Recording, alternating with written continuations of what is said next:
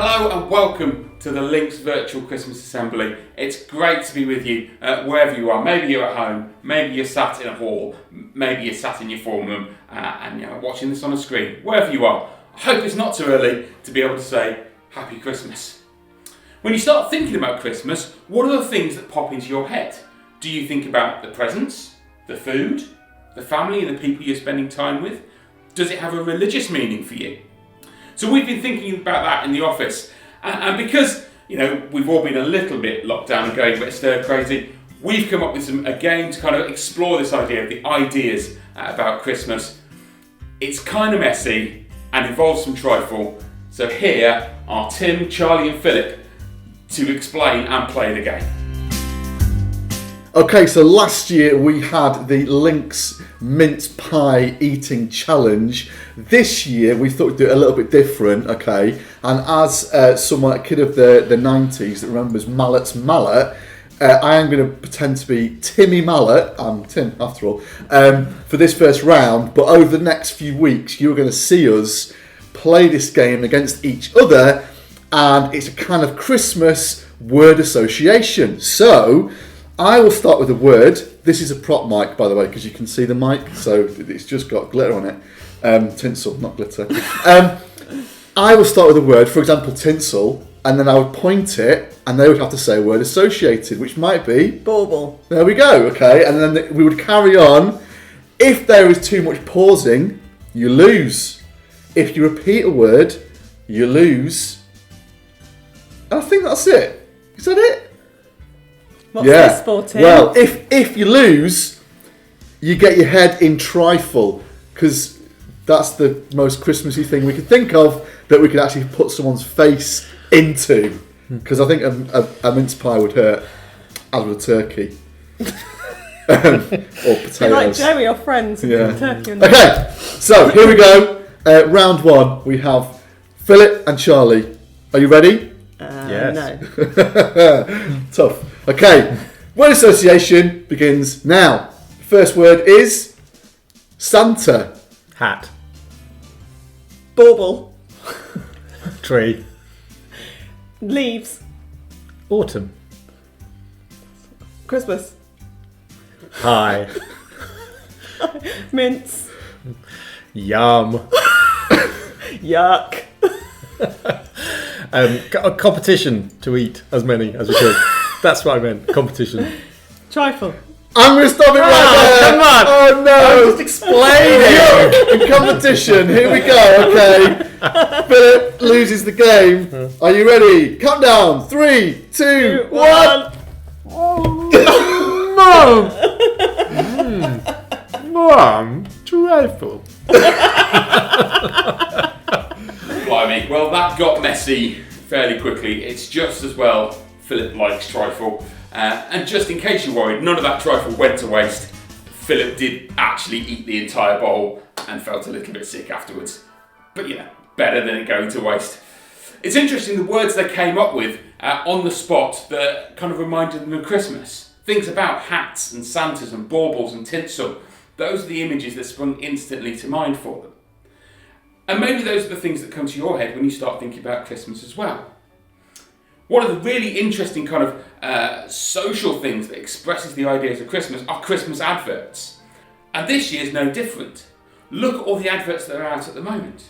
You've got Sainsbury's with their kind of, here is all the food, here's the celebration. John Lewis with their Alien and connecting with people. You've got Aldi and their Grumpy Banana, who's kind of still meeting and connecting and wanting to be with people. And the whole image that we see for all these Christmas adverts is about wanting to connect with people, reconnect with people, and celebrate. And maybe that's not surprising when you look back on the last year that we've had, where maybe we've experienced more than ever the ideas of isolation, of being alone, of having to be separated from those that we love, those that we hold dear, the friendships, the kind of relationships that we have. And we crave that kind of connection. And that's being reflected in the Christmas adverts this year. But this idea of connection is a really important and vital one, particularly when you think about Christmas from the Christian perspective. For Christians, Christmas is all about connection, not just with each other, but more importantly for them, with God. I want to share with you a little verse from the Bible that tells part of this story. So here's Charlie with a version of the Christmas story focusing on Joseph.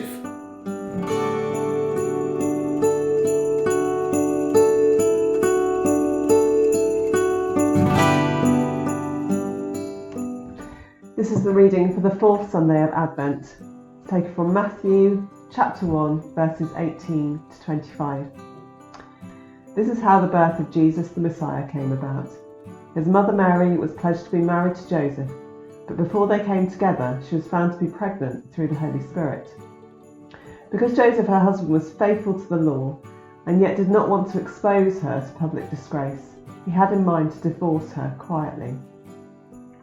But after he had considered this, an angel of the Lord appeared to him in a dream and said, "Joseph, son of David, do not be afraid to take Mary home as your wife, because what is conceived in her is from the Holy Spirit. She will give birth to a son, and you are to give him the name Jesus, because he will save his people from their sins." All this took place to fulfill what the Lord had said through the prophet. The virgin will conceive and give birth to a son, and they will call him Emmanuel, which means God with us. When Joseph woke up, he did what the angel of the Lord had commanded him and took Mary home as his wife. But he did not consummate their marriage until she gave birth to a son, and he gave him the name Jesus.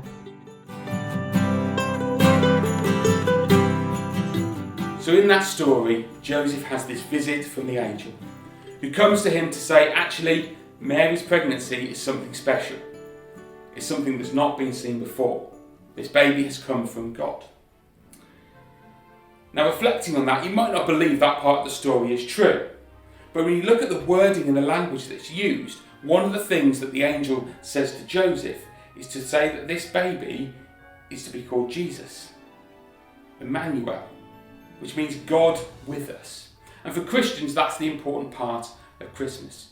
The idea that God is connecting with humans. God is connecting with humanity. And that is why Christians celebrate Christmas. It's all about this idea of God coming to earth as a small baby and interacting with humankind. Now obviously for Christians the story doesn't stop there. It goes on and follows on to the whole Easter celebration and the death and the resurrection of Jesus. And that's the crux of most of the Christian faith, held on that idea. But it all starts with this baby, Emmanuel, God with us. So who will you be connecting with this Christmas? Maybe you're staying at home with your immediate family and just having a quiet family Christmas. Maybe you're travelling across the country to see relatives that you've not seen for the last 18 months. And it's great to celebrate those connections with all the food and presents and fun that goes along with everything like that. Who are the people you're looking to connect with this Christmas? Think about them. Why are they important to you? What makes their relationships with you, their connection with you, so special?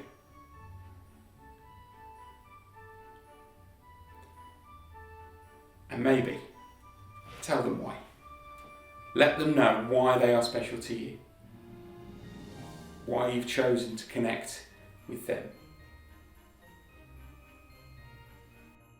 Have a very happy Christmas, and hopefully we'll see you soon in 2022. Take care.